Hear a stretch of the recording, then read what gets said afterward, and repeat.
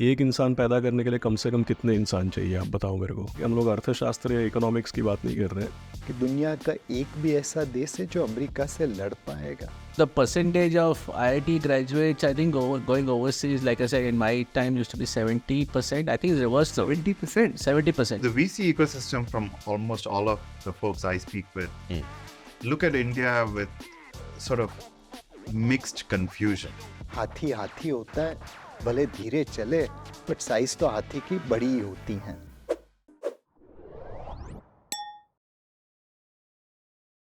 We are the youngest population of बिल्कुल।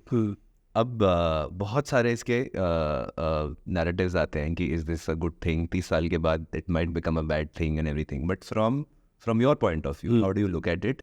लेकिन fundamentally अगर आप एक कंट्री एज ए यूनिट लेंगे ना, तो एक चीज़ आप समझिए कि भाई जो भी इन्वेस्टमेंट करता है, चाहे हम करते हैं चाहे बाहर वाले करते हैं, कोई भी इन्वेस्टमेंट करता है, इन्वेस्टमेंट किस लिए किया जाता है? रिटर्न्स मिलेंगे इसलिए, राइट? और आप ये भी समझ सकते हैं कि रिटर्न्स तभी मिल सकते हैं अगर अंडरलाइंग जो एसेट है उसमें ग्रोथ होगा तो ही रिटर्न मिलेगा। अगर आप कंट्रीज़ का फ्रेम ऑफ रेफरेंस लेते हैं, एट ए कंट्री लेवल जो इन्वेस्टमेंट होता है ना, वो पॉपुलेशन और पॉपुलेशन की प्रोडक्टिविटी का ही कोई ना कोई फंक्शन होगा। Okay. कितने लोग हैं, कितना उत्पादन करते हैं, राइट? अब आप सोचिए कि प्रोडक्टिविटी में सबसे बड़ा योगदान कौन से फैक्टर का है? जो पॉपुलेशन है उसकी एज का। अब दुनिया भर का हिस्ट्री ये बताता है कि एक कंट्री की प्रोडक्टिविटी तब होती है जब उसका पॉपुलेशन जो है ना, जैसे आप बच्चे देखिए, मिडिल एज वाले देखिए या वर्किंग एज वाले देखिए और फिर बुजुर्ग देखिए। थोड़े समय पहले इंडिया का पूरा पॉपुलेशन ऐसा था, पिरामिड, जहाँ पे लगातार, और केवल वन चाइल्ड पॉलिसी की बात नहीं है, जो कंट्रीज बहुत रिच हो जाती है, बहुत एजुकेटेड हो जाती है ना, फिर उनके बच्चे इतने पैदा नहीं होते, राइट? जैसे आप देखिए कि बहुत ज़माने पहले लोगों के 8-8, 10-10 बच्चे होते थे। कौन सा वाला कमाओ होगा पता नहीं है, तो सब काम पे है। अभी ऐसा नहीं है। अभी लोगों का इंडिया में भी देखो, शहरों में एक बच्चा है, भले वो IB स्कूल में जाएगा, मार मार के उसी से कराएंगे, लेकिन होगा एक, करेक्ट? तो क्या होता है कि जब एज बढ़ती है, प्रॉस्पेरिटी बढ़ती है, एजुकेशन बढ़ता है, तब बच्चे कम होने लगते हैं। तो कुल मिला के वर्ल्ड की हिस्ट्री ये बताती है कि किसी भी कंट्री की मैक्सिमम प्रोडक्टिविटी तभी आती है जब उसका पॉपुलेशन एक डायमंड या इस तरीके के एक झोपड़े के जैसा बनता है। तब अब हम लोग इस तरफ बढ़ रहे हैं अभी, करेक्ट? अभी हम लोग जो है ये young and lower middle class है, और ऐसी लोगों को उम्मीद है कि अगला जो कंट्री है जो मिडिल इनकम और middle age and hopefully old and rich हो सकता है, वो हम लोग हैं। तो इसीलिए इतना एक्साइटमेंट है यहाँ पे, और यही डेमोग्राफिक डिविडेंड की बात हो रही है। So what are your thoughts on brain drain? Because talent भी तो आना चाहिए ना सर यहाँ पे, because you've lived in US. Is it just a hoax that the brain drain is lessening now?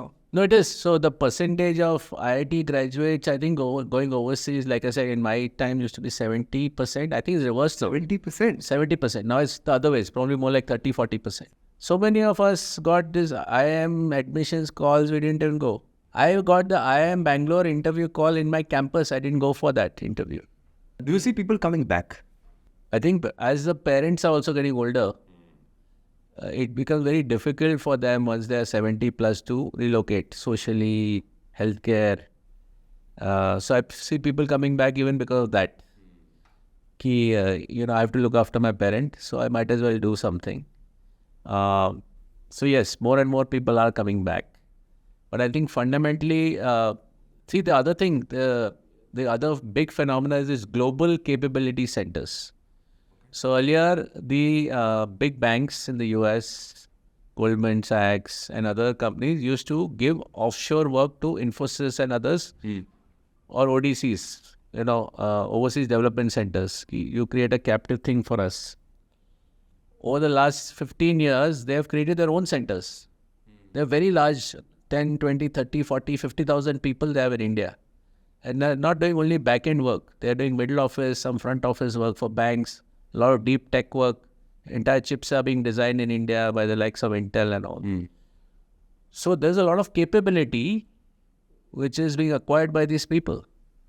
And that is also a very big factor, which I guess doesn't get talked about as much.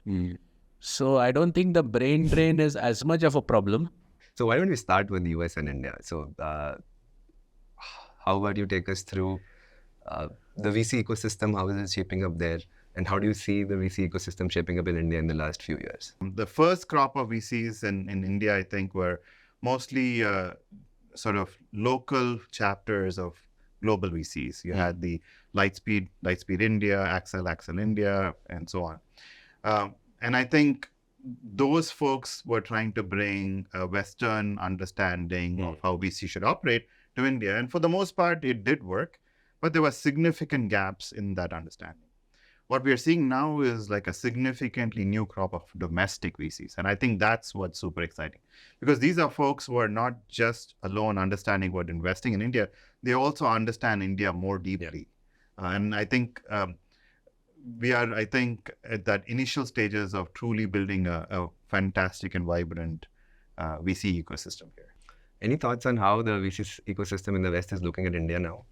Or has it changed over the past few years? So the VC ecosystem, from almost all of the folks I speak with, look at India with sort of mixed confusion, is what I would say. And the mixture is with respect to the fact that there's so much happening in India. They have deployed capital, but they have not seen the same kind of returns that they expected. The previous instance in which they deployed capital outside of the US was China, right? And for the most part, they were able to extract a lot of value from the growth of the Chinese economy. That has not yet happened in India for them, and so they're a little bit confused. But at the same time, they can see on the ground the tremendous change that is happening, and India is on its way to becoming the third largest economy in the world. So it's like there is nowhere else to deploy capital other than here at this point. Chinese growth is stalling or sputtering at this point. So India is the right place. So they're a little bit confused. And I think the reason for that confusion is, once again, a lack of understanding of fundamentally what India is about. The Chinese economy grew the way it did because it has a very strict, strong, centralized government, which can override pretty much anything and make things happen. India, while most people are not able to sort of clearly understand, is a very large, vibrant, and chaotic democracy. People have a lot of ideas and opinions, and so everything is going to take a little bit longer.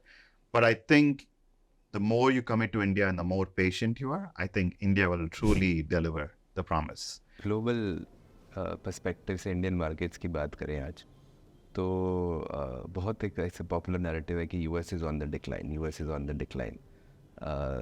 और अब world की power is not 2 powers नहीं है, अब 3 power है and all that. तो उसके बारे में आपका क्या ख्याल है सर? जो भी कोई कहे कि यूएस डिक्लाइन में, उससे पूछिए कि दुनिया का एक भी ऐसा देश है जो अमेरिका से लड़ पाएगा, जिस देश का मिलिट्री माइट सर्वोपरि है, जिस देश में दुनिया के सबसे अच्छे ब्रेन मिलते हैं, जिस देश में दुनिया के सबसे अच्छे एजुकेशनल इंस्टीट्यूशन है, उसको आप डिक्लाइन में कैसे कह सकते हैं?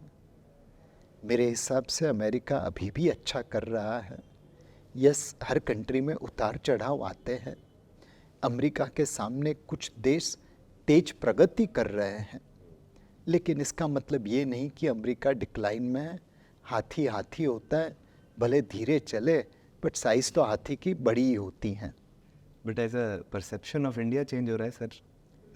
अनडाउटेबली हमारी जो एक छवि है वो बदल रही है। आज जब लोग देखते हैं तो हर एक विश्व में, हर एक देश में कोई न कोई भारतीय मिल जाएगा, और वो वहाँ पे, जैसे पारसी लोग भारत में आए थे, ईरान से उनको निकलना पड़ा, संजान गुजरात के किनारे पहुँचे और उन्होंने राजा से कहा कि हमें रहने की इजाज़त मिले। राजा ने उनको एक दूध का कटोरा भेज दिया जो पूरा भरा हुआ था। जो पारसी धर्मगुरु थे उन्होंने उसमें शक्कर मिला दी और राजा को वापस भेज दिया। राजा ये कहना चाहता था कि हमारे यहाँ पे जगह नहीं है, इसलिए आप नहीं रह सकते। धर्मगुरु ने उन्हें संदेश दिया कि जैसे शक्कर दूध में मिल जाती है, वैसे ही हम भारत में मिलजुल के रहेंगे।